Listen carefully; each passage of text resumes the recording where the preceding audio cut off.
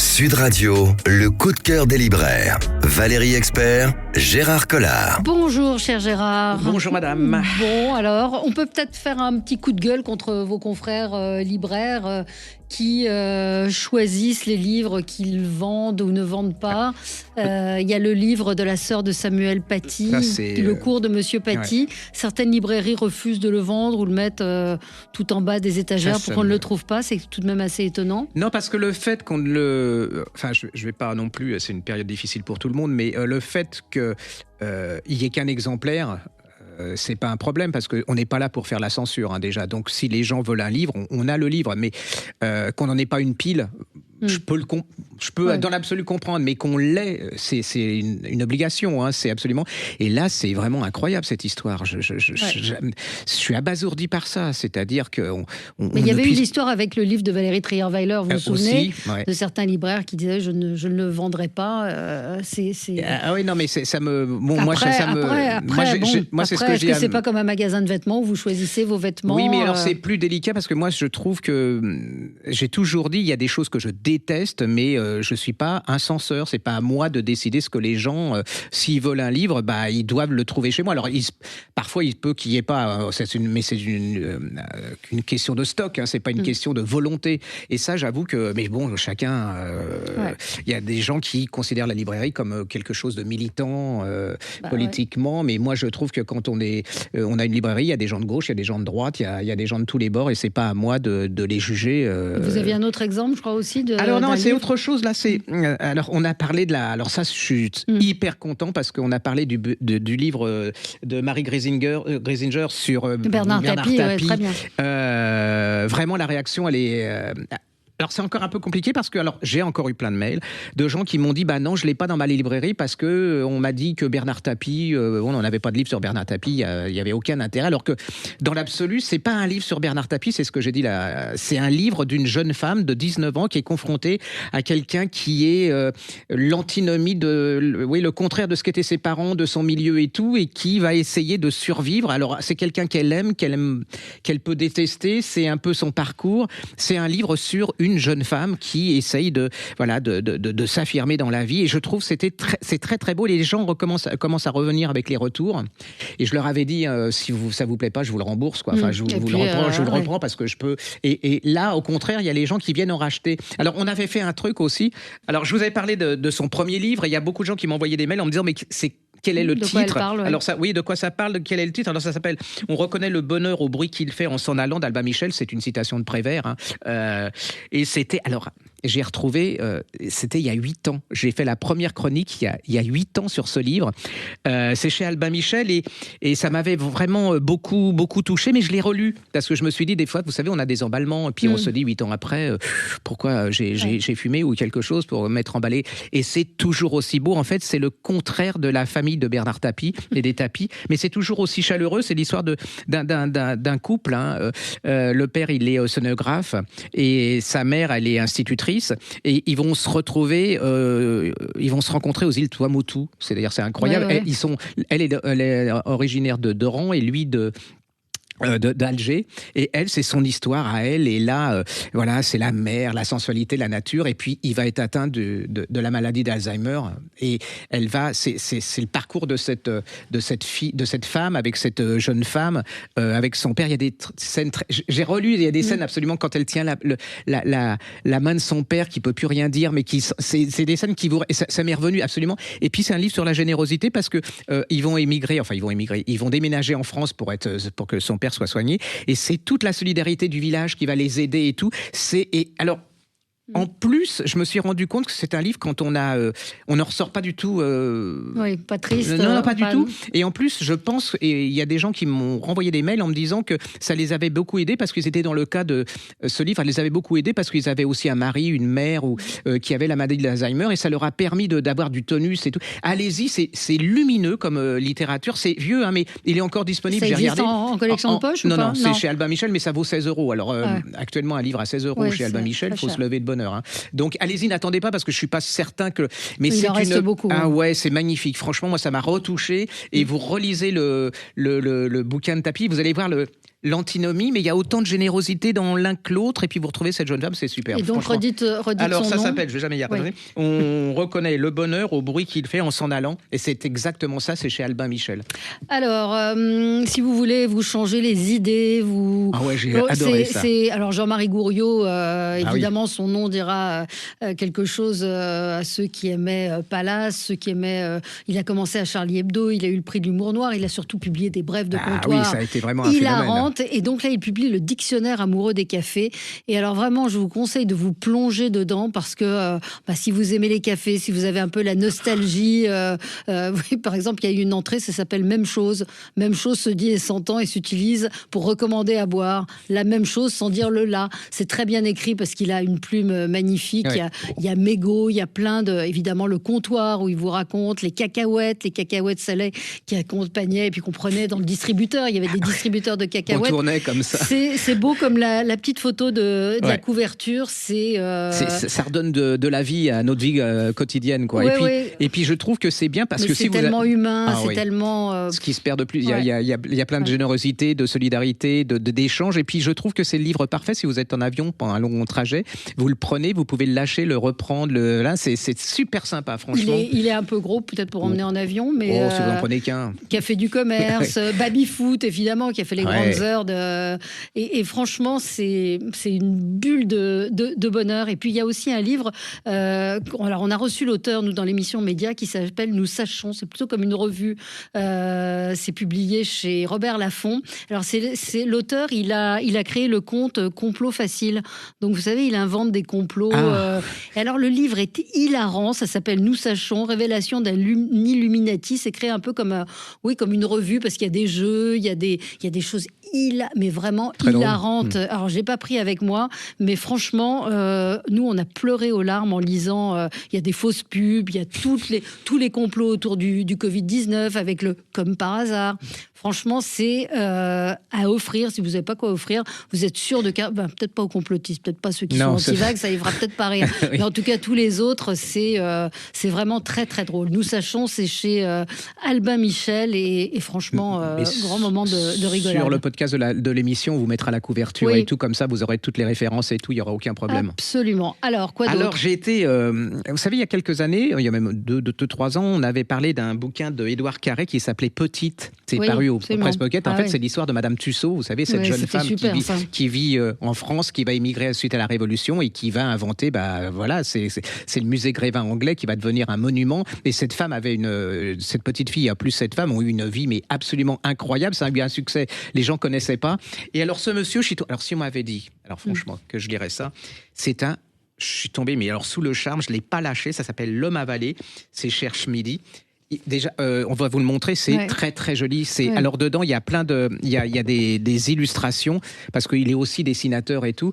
Et c'est l'histoire, attention, de Geppetto, le papa de Pinocchio. Si on m'avait dit que je lirais un beau, et alors et c'est beau, c'est-à-dire que vous voyez il vous apprend qui était Geppetto aussi, ce monsieur qui est un peu un rebelle parce qu'il veut pas faire le métier de ses parents et lui il va devenir, il va travailler le bois, menuisier, et puis il va faire cette marionnette, enfin ce truc, cette silhouette en bois, et tout d'un coup il parle.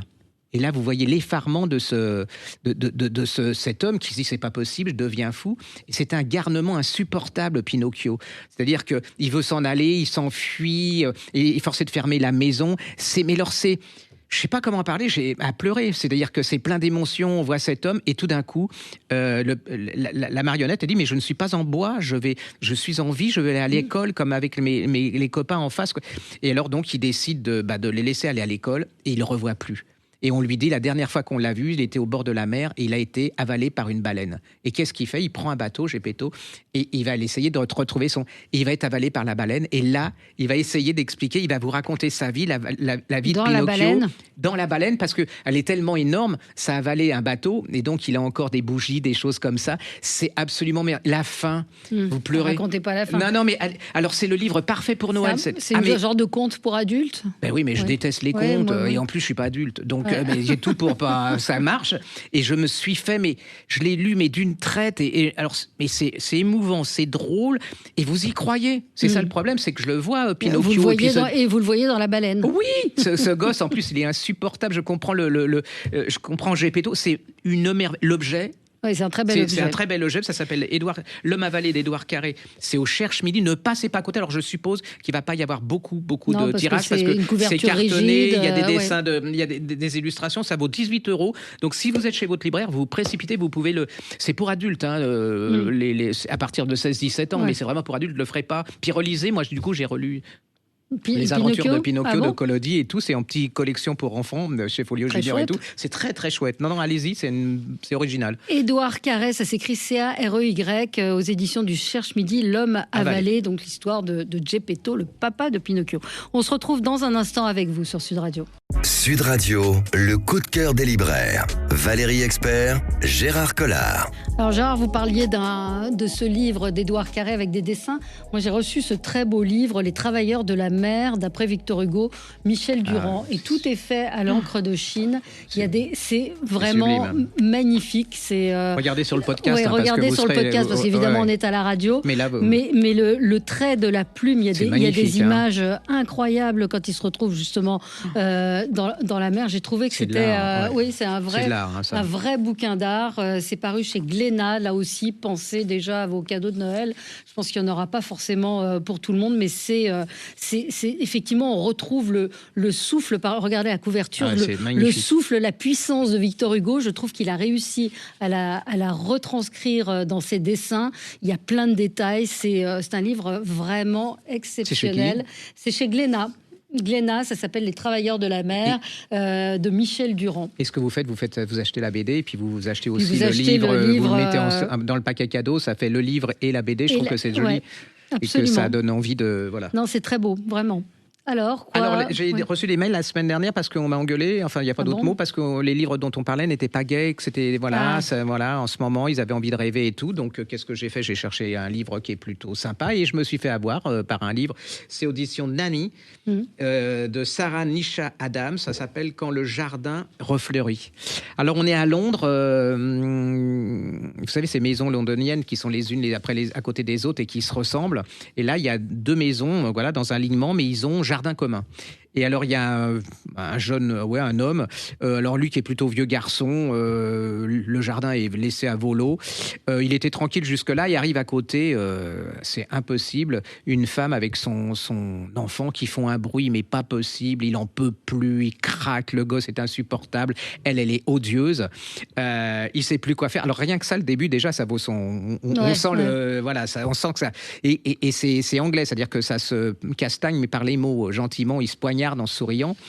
Et là, tout d'un coup, il décide pour l'embêter, de refaire le jardin tel qu'il était quand il était beau, parce que là, il est laissé en friche, à l'abandon et tout. Et il retrouve des photos. Et alors, ces deux histoires, c'est son histoire à lui avec cette femme et cet enfant. Et puis, il retrouve des photos avec des gens qui avaient cette maison avant, avec les photos du jardin. Et ça repart de là. Et c'est l'histoire d'amitié de deux femmes des années avant. Et ces deux histoires en parallèle, vous faites avoir complètement, parce qu'on s'embrouille pas du tout, parce que des fois, les flashbacks comme ça, c'est un peu compliqué. Là, pas du tout, vous êtes complètement dedans. Et là, le gamin qui est insupportable et cette femme qui est insupportable aussi, à travers le jardinage, ils vont s'entendre, se parler, et puis...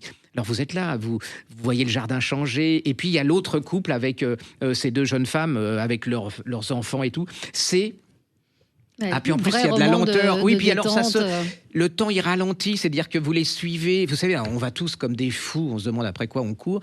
Et là, c'est zen, c'est généreux, on est bien, ça sent bon, on voit et comment 3-4 plantes quand c'est bien fait. Et c'est vrai parce que le jardin, souvent, les gens parlent, c'est comme les chiens ou les bébés. Quand vous parlez de fleurs, t'as des bulbes, des machins, des trucs, et votre bébé, c'est exactement ça.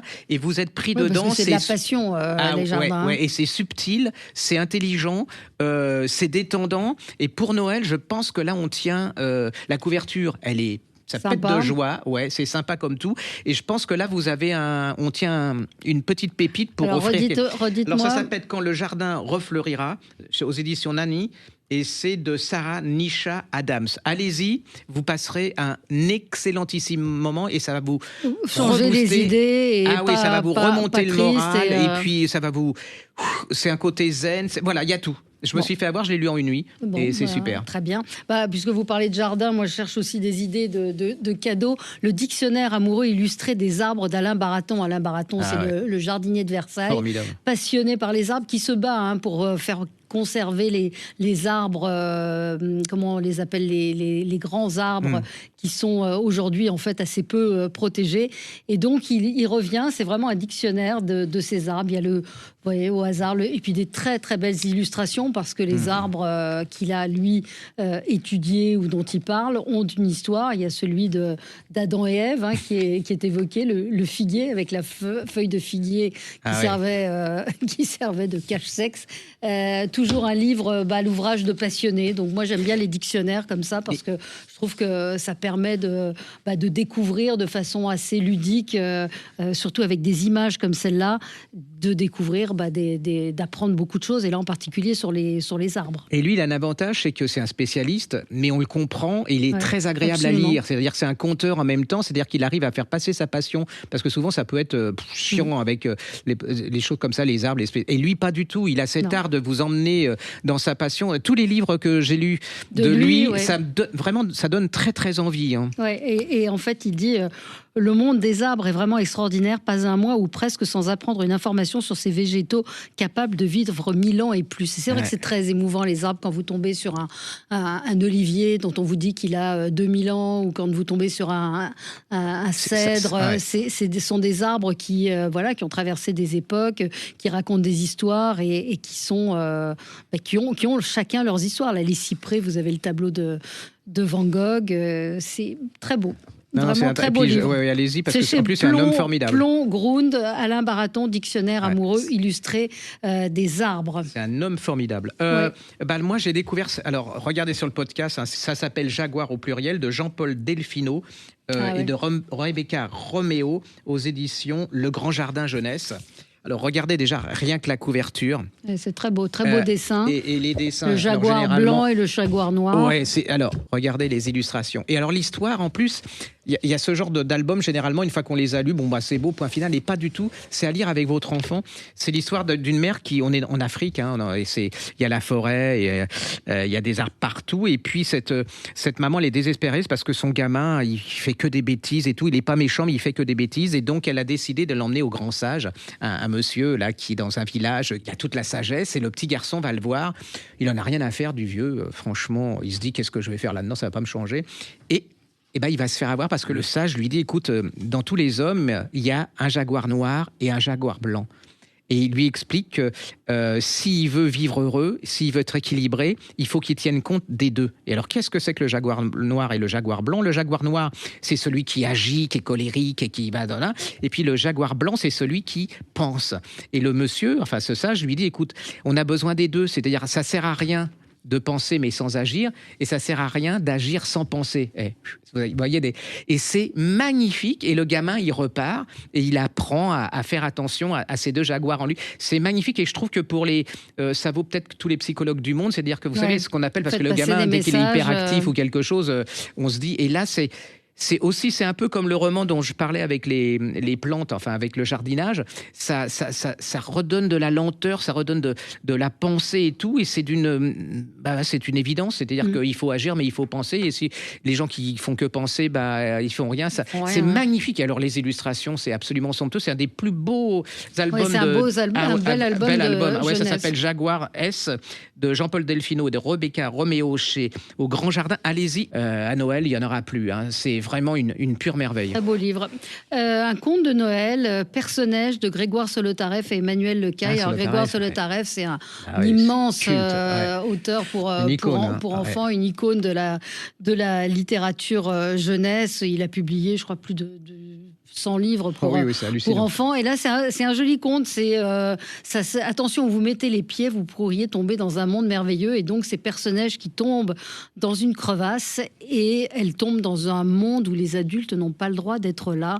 et où on ne s'intéresse qu'aux cadeaux. Et alors la loi de Noël, ça commence comme ça. Le conte, c'est le jour de Noël, chaque enfant recevra un cadeau. Aucun habitant du royaume de Noëlbourg ne doit être vu par un humain, à l'exception du Père Noël et de ses reines.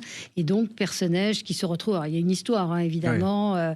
Elle est dans ce royaume. Est-ce qu'elle peut en sortir ?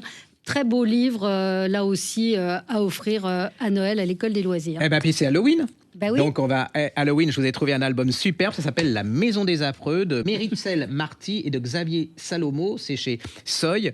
Alors c'est pareil, hein. C'est les affreux, ils décident de ménager. Alors vraiment ils sont affreux, hein. Franchement, ouais. ça ressemble à certaines personnes que je connais. Et il y a une agence qui décide de leur faire visiter des maisons. Alors en plus c'est pas un pop-up, mais vous savez, vous avez une porte, vous ouvrez la porte et derrière il y a des maisons. C'est génial, les gosses adorent ça. Il y a plein de détails. Et puis les méchants les méchants, ils ont des gentilles têtes quand même. Ah ouais, regardez, c'est absolument... le Yacht Honolulu avec le pirate. Tout le monde regarde. Donc un livre pour Halloween, très chouette. Voilà. Ah ouais, le vampire. Le vampire caché derrière le cercueil, parce que lui, c'est sa maison préférée. Mais ils font pas peur. Non, c'est super sympa, c'est plein d'humour et c'est vraiment bien fait. Ça s'appelle Les Maisons des Affreux de Meritxell Marty et de Xavier Salomo et c'est aux éditions du Seuil Jeunesse. Et ben voilà, on a fait le tour. Il y a Simon aussi, Cherche et Trouve, qui vient de sortir. Ah oui, il est génial. J'adore, avec le musée d'Orsay. Donc c'est une manière de faire découvrir l'art aux tout petits. Donc on a ces dessins qui sont c'est pour les petits, c'est 3 ans, 3-5 ans, pour trouver des objets qui se sont cachés dans le paysage. C'est vraiment bien fichu. Et là, ça. il les emmène au musée d'Orsay. Donc on va le déjeuner sur l'herbe, qui est revu et réimaginé par Stéphanie Blake. Moi j'adore Simon le petit lapin et je pense que vos enfants et vos petits-enfants aussi. Donc bonne idée. Et Orsay, surtout, je vous donne un conseil, allez voir l'exposition Caillebotte qui est extraordinaire. Extraordinaire. Mais il y a un monde de dingue. Ah oui, mais vraiment, ça vaut la peine. Hein. Eh ben, merci du conseil, cher Gérard. On se retrouve la semaine prochaine. Merci à vous. Bonne journée sur Sud Radio. Sud Radio, le coup de cœur des libraires. Valérie Expert, Gérard Collard.